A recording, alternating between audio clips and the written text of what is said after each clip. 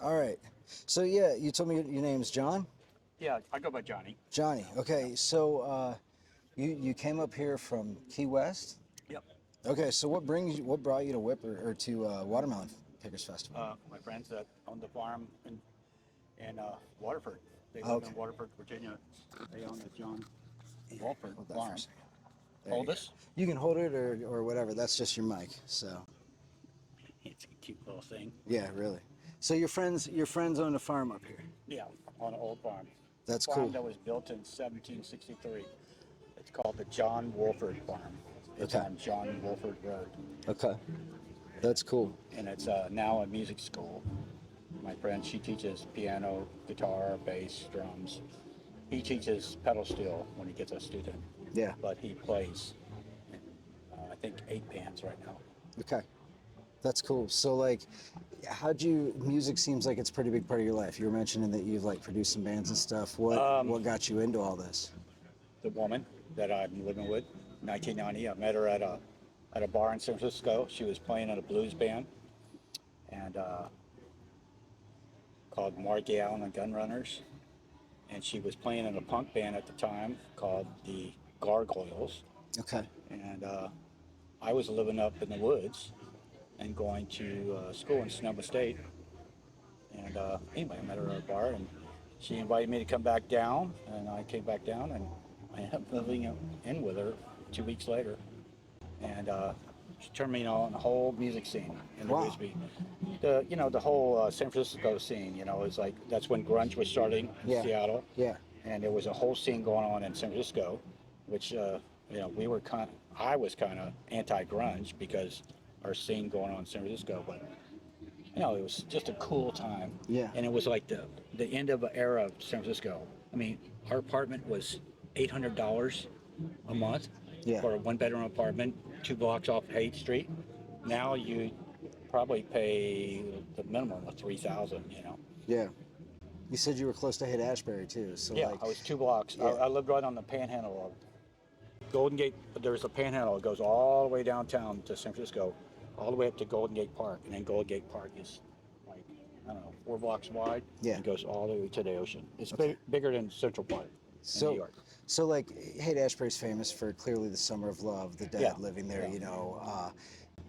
And you were there during the '90s, right? Yeah. So I went to the Grateful Dead shows. Yeah, what was it like in the '90s there? Like, It was cool. Like I say, it was kind of end of the era before it became .com. Okay. When the whole .com started in Seattle and then jumped to San Francisco and all that, everything changed. Yeah. Rents went up. All these kids were making big bucks, working in a computer business or whatever. But yeah, it was just a cool time, cool scene, and I was there for Rodney King protest. I was there for the Gulf War protest. There was our friend wrote that song, "Pour Down Blondes." That's a friend of ours, okay. Linda. Yeah. And No shit. that came out, and I was like, Yeah. wow, what a great song! And everyone's playing it now. That's cool. So what made you move away then? Move away from the Bay Area? Yeah. Well, I moved probably '93 up to the San Juan Islands, which is about 70 miles northwest of Seattle. Okay. I was offered a job there in '89, and I moved there in '93. Took the job and house, and then I lived there 3.5 years, and then I moved to Seattle. I lived in Seattle for 3 years, and then, I met a girl and went to Burning Man, and from Burning Man I went back to the Bay Area, 2002. Yeah. And then I moved to Oakland, got my own warehouse. I had a couple warehouses there. I was a pot grower, Yeah. and in that whole transition too, going from illegal to legal. Yeah, that is. You know. Yeah, like who would have thought we would have seen that in our lifetime? I know. Right? I got to see that in my time now. Yeah. Well, that's amazing. Like, so what? So you came here. Your friends are here. You know some people that are playing. What do you think so far? Like, what's the vibe feel like for you? I love it. Yeah. I love it here. Right now, well, I've been offered to go back down the Keys. Yeah. I've been offered to go to Louisiana, Mississippi, California, And I'm like, I don't want to leave here. I just love it. I love Yeah. the scene here. That's cool. And I love that I live on a farm, and they don't put a lot of pressure on me at all. You know, when I want to sleep in, I sleep in. Yeah. I do my 10 hours a week of work, Yeah. and then whatever else I do for myself, I do. Yeah. And I have every single kind of tool imaginable Yeah. in this humongous shop, and and all kinds of machines and tractors and cars and things to work on. So That's cool. So do you hit a lot of festivals, or is this um, like a one? I've only hit this one now twice, Yeah. and the Ramble Fest, which is in I think it's in October. Somewhere on that. I know. Yeah, it's later and fall. that's I don't know, somewhere out in Maryland, I think. Okay. But that was cool. But Yeah. this one's kind of more down home. And Yeah. Ramble was a little bit bigger. Who are you most excited to see this weekend? Dude, my friend that played yesterday. Yeah. You know, Yeah. I don't even know anyone on the schedule. I'm not really a bluegrass guy. Okay. You know, Yeah. when I played music, I played experimental. You know, Yeah. I played a lot of instruments in a kind of crazy way. I played all these kind of Burning Man parties. Yeah. Opened up for Crash Worship. It was a big cult band Yeah. that started from Burning Man, and I mean, Burning Man's one I've always wanted to go to, and I've never been yet. But Yeah. it just looks so wild. Like, it is wild. when's the last time you went? 2002. Okay. That's the only time I went. Yeah. Yeah. 2002, and I was there for 9 days. Wow. My Okay. girlfriend that I went with, this girl, I'd been going to a bunch of festivals that summer in the Washington area. I had a motorcycle and a step band. I was going down to Oregon and all these festivals. Summer of Love for me, 2002. Yeah. And then this girl, when I met, she goes, "Hey, you want to go to Burning Man?" I said, "Nah, not really." And she goes, "I'll pay for everything." I went, "Okay." It's a deal you can't refuse, right? And with me and this beautiful Hawaiian girl, I was like, "Yeah, okay, sure." But it was fun. Yeah. I had a good time. Yeah. 9 days too. So like, did you see the construction of everything? No, And then- no. Yeah. The construction starts like a month ahead of time. Yeah, I was gonna say it seems like Even it's a lot to get those sometimes things longer out. than that. I got a Yeah. friend that's been working every Burning Man, and he does a construction, and he goes out there like Yeah. a month before. Would you go back? Yeah, I would go back. Yeah. And I would totally recommend people. It's totally different now than Yeah. it was. 2002 was different. Burning Man originally started on Baker's Beach in San Francisco, right by the Golden Gate Bridge. Oh no shit. Okay. Yeah. And then it moved up to these hot springs that are really kind of close to where it's at now. And then it just got so big, they had to find this big place out in the playa, basically a desert, Yeah. to have all these people. When I went, I'm guessing there was like 30,000 people. Now it's like 70,000 people. Oh yeah. Yeah. Well, and they seem like the last couple of years they've had weather problems. Like there's always dust Yeah. storms, but there was the rain thing that happened a few years back. That was 22, I think. Yeah, yeah. But this year, the day before it started, Saturday, it all of a sudden dust storm. Yeah. You know? Yeah. And the playa was already soft. I don't know if you know what playa is. It's a silt. It's Okay. basically like from a river or a lake, and it's just like, it's so thin. You can close your car, you can have a tight car, and that stuff will still get in your car. Okay. It gets in everything. Yeah.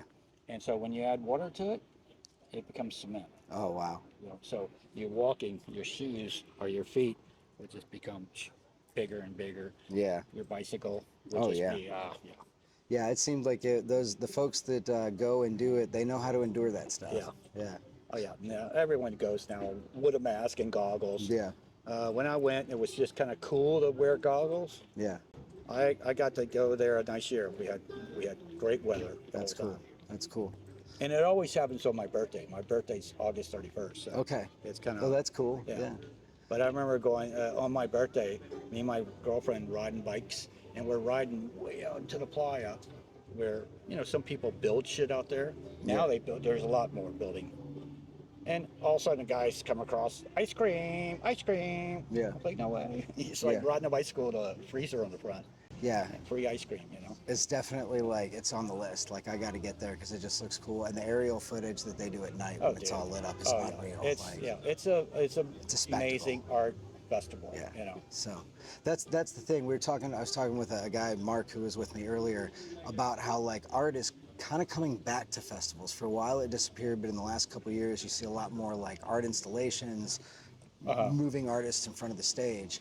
What do you Yeah. think that does? What do you think adding that to the visual aspect of the experience does? It does a lot. Yeah. You know, because especially like that, there's not really a schedule at Burning Man. I don't know, maybe they do now, but when I was there, you didn't know who was playing where and what was going. You just had to roam around, and you have friends like I have a group of friends from Portland, I have a group of friends from Seattle, I have a bunch of friends from San Francisco. Yeah. So I would know these certain camps to go to, but other than that, the year I went, my friends had built the biggest art installation, biggest art car there was at the time, Okay. which was the ship. Okay, yeah. I can't think of the name of the fucking thing, but I remember just getting on, taking some mushrooms, getting on that boat, and my friends were extra action marching band. They were a break off from the Yeah. crash worship. Okay. And we got on the ship and we went out and we crashed a party out in the playa, way out. We went to some art installation way out there, and the bottom of the ship drops off. Extra action, my friends, they all just get off and march off, and whoever passengers are riding on, we just get off and we crash this party. Yeah. From a pirate ship. From a pirate ship that was built over the largest On mushrooms, like, city bus you can imagine. oh my God. You couldn't even tell there was a bus. Yeah. It was like you were getting on I a mean, ship. talk about making an entrance. Like, Oh my God. that's badass. Yeah. Yeah. And I got so into it, I said, hey, see you guys, I'm going to stay out here. And then I had to get my way back all the way to my camp where my girlfriend was. I left her asleep in the car. Oh shit. And it took me like 3 hours to walk. Oh Lord. Someone gave me some bad acid or whatever, and I was having cramps, and I was so scared to lay down because art cars are going all over the place. Yeah. People get run over by them Yeah. every year. Yeah. And so I would, Yeah. I finally made it back to, oh God. But anyway, it was cool. Yeah. Really cool experience. Sounds like an experience. Yeah. Well, brother, you got some killer stories, dude. Yeah. Like, seriously, I appreciate you talking with me and whatnot. Well, Yeah. Cheers, man.